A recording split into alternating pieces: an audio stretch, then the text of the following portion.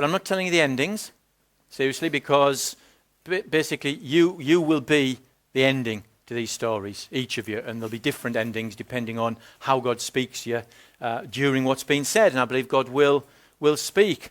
Now, some of the elements of these stories will definitely jar with some of you because you'll think that is not my experience at all. Others will definitely resonate or mean something to you because you'll think, yeah, I can relate to that, and that will be different as we go through them. But I am asking that we try to engage with them and listen to God as he speaks. Now, if that means you find it easy to close your eyes and listen, close your eyes. You don't have to look at me. In fact, it's an advantage not to. And don't worry if people think you're asleep. That's none of their business. So you just engage the way that it's going to be best for you to engage and listen to God, because I believe he is going to be speaking to us. As a young boy, John grew up on a small farm in the countryside. He couldn't have had a happier childhood. Those are his memories. Happy school days, carefree summers, surrounded by family, friends, and his animals, all of which he loved. He especially remembers family times, meals with mum, dad, brothers, sisters, granddad, and sometimes other friends all gathered round the big kitchen table, eating, laughing, joking, feeling part of something special, a home. Birthdays, holidays. In fact, he could never actually remember it ever raining on his holidays. I'm like that. I don't know if that was the case or not, but it never rained when I went on holiday. John had never really felt on his own. He just knew that there was always someone to go to whenever he was worried or hurting or fearful. And he always remembers that as he grew up, somewhere deep in the back of his mind, deep in his heart, he just knew that that was where he was meant to be. Just as his parents knew, just as his grandparents knew. It all got a bit fuzzy after that, but he was certain it went back even further. In this family, in this place, he just couldn't imagine anything else. All he'd ever known was that he was loved. He had a family around him who he could turn to. He had a home and he felt safe and he felt secure. Looking back, as he was doing, something did begin to happen, but at the time, he didn't really notice anything. At least, nothing that unsettled him. But maybe the atmosphere did begin to change a bit of an edge, something not quite right, but he didn't. It's only looking back. He maybe recognizes some of that. It was difficult to say exactly what it was, but it was something. Anyway, although he remembers it now, at the time, it was quickly forgotten, and he moved on. For a couple of years, his dad seemed to work a lot more on the farm, but there again, was always busy on the farm. The last couple of years, they hadn't had much holiday time. Certainly not as much as they used to have, as far as he could remember. It seemed that way to him at least. He thought he heard Mum and Dad whispering about holidays one evening. And the next day, his father came to him and said, "John, I'd like you to do something. Go upstairs and pack your suitcase ready for a trip and then come on down to the kitchen." John was excited, he remembers. Obviously, whatever had been wrong was now okay, and they were off on a surprise holiday. That's what he'd heard his mum and dad whispering about, surely. So he threw stuff into the case in double quick time. If he's anything like me, he'd get on his holiday and realise how much he hadn't put in the case that he should have put in the case. But he threw stuff in the case, and he ran back downstairs to the kitchen, and he said, "I'm ready." But he wasn't. Not at all ready for what happened next. It was like he'd been struck by lightning. His father put some money in John's hand and he said, "John, I need you to pick up your case, walk out the door, go down the driveway, and just keep on walking." Hang on, I must have heard that incorrectly. No explanation, no further instructions, just, "John, go. You have to leave, and you've got to leave now." And he stood there with his back facing his home, facing a now uncertain future so different. He just could not believe what had been said or what was happening. But of course, he trusted his dad. So, fearful, tearful, head in a spin, reluctant, off he went. Thinking, what on earth should I do? He set off down that driveway, the farm track, the longest walk of his life. He thought he heard his father call out after him, "Don't worry, son, I will be there for you." Maybe that was just the wind. An unlikely tale? Maybe not. Harry could not have had a more different experience to John. Brought up, dragged up on an inner city East London housing estate by his young mother, who, it became very clear, would rather not have him around. He was an inconvenience, no more and no less. No father around that he'd ever known. Plenty of men, though. And he definitely seemed to get in their way. And they let him know in no uncertain terms. In many ways, the inevitable began to happen. Out of school more than he was in it. In trouble more than he was not in trouble. First, just being a frustrated teenager, then petty crime, next drink, then a few drugs, and then violence and borstal, and then prison. You could see it coming. More in than out. It seemed the pattern of his life was set, so he'd better get used to it. He'd never felt like he belonged anywhere. Never felt like he'd had a home or a real family or a place of safety. Nowhere he could turn. No one he could turn to when he felt frightened or lonely or worried. And although he'd never show weakness to anyone, he did get frightened and lonely and worried. Then, on one occasion when he wasn't in prison, he met a guy called Dave. Dave seemed okay. They became drinking pals and they got on pretty well.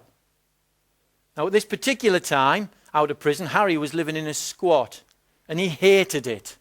And as he got to know Dave and they got talking, Dave said, "Well, why don't you move in with us?" "Us? Who's us?" said Harry, with his defences on like high alert now. Well, Dave told him, "I belong to a group and we really do look out for each other. We all contribute to the house. We all earn our money in different ways. There's always plenty of it though." "What sort of a group?" Harry asked. To which Dave replied, "Well, I suppose we used to be called a gang, but we don't use that phrase, that word anymore.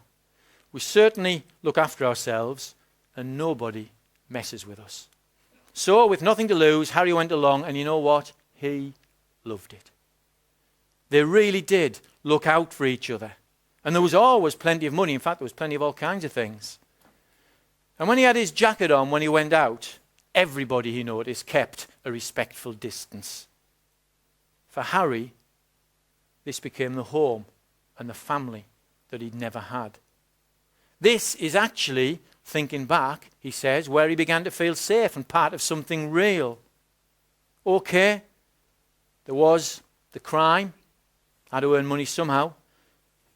There were drugs and drink, and he did get involved in some violence, but he knew there'd always be a price to pay for happiness like that.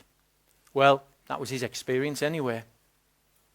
And in the house, Harry found he started to get along with a guy called Brian. There was something about Brian. He did actually, in a funny sort of way, seem to care, and he had a bit of a soft spot for Harry. He was quite a bit older than Harry, and although Harry felt stupid about this, he began to think of Brian more like the dad he'd never had. And something Harry barely recognized started to happen. A sort of trust started to grow between them. Something Harry was totally unfamiliar with. You know, Harry thought he might actually be happy, but he wasn't sure because it wasn't anything he'd ever felt before. But he did think he now had his family. He felt safe there because they did look out for each other. And he felt that Brian actually had his back covered and he cared for him. Was this security for the first time in his life? He thought it might be. He actually began to feel good. One day, when the others were out, Brian came to Harry and he looked at him in the eyes and he simply said, Harry, you need to go, and you need to go now. I can't say why, but if you trust me at all, just walk out of that front door, go down the path and go. Don't look back. Harry was totally at sea. His mind was everywhere. What had he done? What had he done wrong? He couldn't think of anything. But Brian just looked at him and he repeated, walk out, go, and don't look back. No explanations, no reasons, just go. Confused, conflicted, and absolutely unprepared, but willing to trust Brian. He went out of the front door and he walked away from the closest thing to family he'd ever had. He stood there on the footpath with his back to the front door, alone, facing the unknown. What should he do? As he walked onto the pavement of a world that scared him, he thought he heard Brian say, don't worry, I've got you. It'll be all right. But maybe that was just wishful thinking. A tale of two kids. Very, very different stories. John's situation in human terms was good, it was stable, young childhood, full of good memories. Harry's, on the other hand, was not. His were fundamentally bad, unstable, very few good memories, lots of bad choices, a lot of anger, guilt and insecurity. But ultimately both were asked to do the same thing, walk away from everything they knew. Everywhere they felt secure, and in their own different ways from what they had grown to love, or at least what they knew as love. People can become very comfortable and secure in places that are good. Fine. People can become very comfortable in secure in places and with things that are basically bad. Harry's situation. But the impact of being asked to walk away from it all can be just as immense in both of those circumstances. If either of those two had believed in God, they would almost certainly have said, this can't be right, this is not fair. Why? How can this happen? How can you say you love me? But they didn't believe, so they didn't say any of those things. And now, a third story, a very, very different kind of family. The Lord said to Abram, go from your country, go from your people, and go from your father's household to the land I will show you. Sorry, what? No explanation, no reason, no warning, just go. Apparently, if you read the Bible, God does this rather a lot. As Abram set off, he thought he heard his father call out, I will make you into, and it faded off into the distance. I will make you, God had said, into a great nation and I will bless you. But let's face it, that hardly seemed likely, did it? So what cost was Abram being asked to pay? Apprehension, uncertainty, instability, a sense of fear or anxiety, totally outside of his comfort zone. Abram, all this stuff you see around you, just go. Walk away. Howie God, come on, at least meet me halfway. Tell me where to go. Nope, just go. How about a general hint? North, south, east, west. Nope, just go. How about a sealed envelope with my ultimate destination in that I can open if I get into trouble? No, just go. Oh, come on, Lord, be fair. Give me something to hold on to, some safety net, some security. Yep, that'd be me, says God. That'd be me. Now go. Now you notice in our first two stories, The point wasn't about whether those boys had had good or bad experiences, whether they'd made right or wrong decisions. It was about the fact they had both found somewhere which for them had become a place of comfort, a place of safety, and they felt secure. And basically we all look for these places, those practices, these things that give us those feelings. Places where we are at ease or comfortable or secure. And there's nothing necessarily wrong with that, unless those things which give us that comfort and that security, unless those are the very things that stop us from being where God wants us to be, or stop us from being the people God has made us to be, then they become bad for us. Now, our comfort zones, and we all have them, and there's nothing wrong with comfort zones, don't get me wrong, we've just got to question them sometimes. Our comfort zones can be places or things that are or appear to be really good, really happy, and they might really be. John's story. Or we can find comfort and security in things that actually damage us.